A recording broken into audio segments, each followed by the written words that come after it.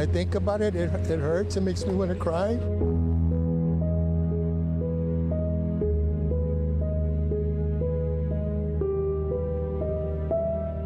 You can feel just the heaviness in the whole city. It's a small city, but you can feel the heaviness.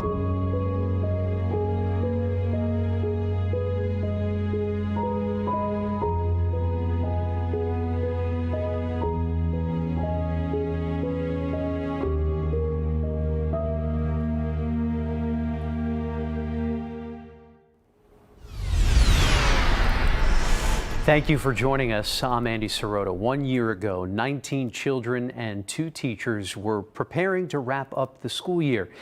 Instead, a gunman took their lives at Robb Elementary in Uvalde. KPRC 2 investigator Mario Diaz joining us live from outside the school. Mario, today is a day of reflection. That we have moved scenes from the school this morning to this main square here in downtown Uvalde. It's just a short distance away from the school. And why are we here? Because the families will be holding a memorial here coming up in about 30 minutes. And you can see behind me is the fountain, and you can see all of the flowers. And if you walk along around the perimeter of this square, what you will see is crosses with pictures and mementos tied to every single victim from last year's tragic events on this day. You will see 19 school children, all of them. You will also see 2 teachers. This is just one of the scheduled events on this day. There is so much that has gone into this week here in Uvalde for the people that live here and for others. I want to give you some background as to exactly what is happening. The city has canceled, the city is saying that none of these events are sanctioned through the city. All of these events that they're having for the families are not being sanctioned at all through the city. They canceled all city operations, no city council this week.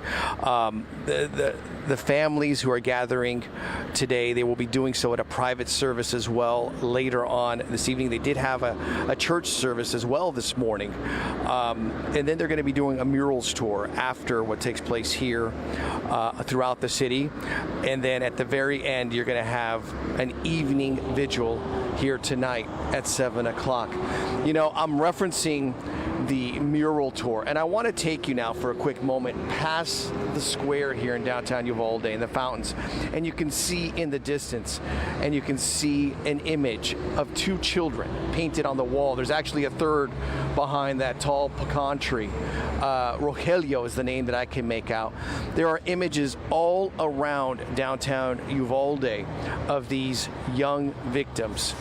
They went up in the last few months, and they're serving as a way for families to heal.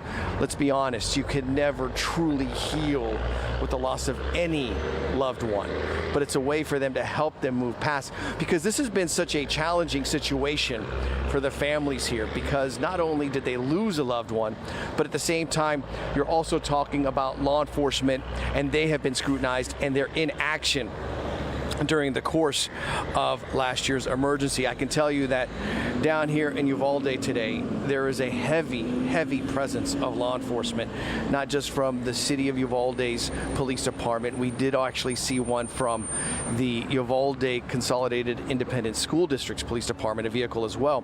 But you have Texas state troopers on the ground in a number of SUVs patrolling the streets as well as overhead. I spoke to one parent earlier who told me they have felt threats here. They have seen threats in recent weeks through social media. Their children at various schools in the area had to be pulled out.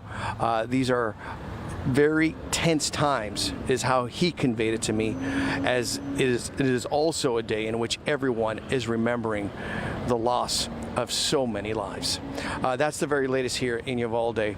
Back to you in Houston. I'm Mario Diaz, KPRC 2 Investigates. Yeah, Mario, you touched on that, a very tense time as folks there remember and honor the lives lost. What are folks telling you in terms of moving beyond today, in terms of how they're feeling and how they're able to move forward?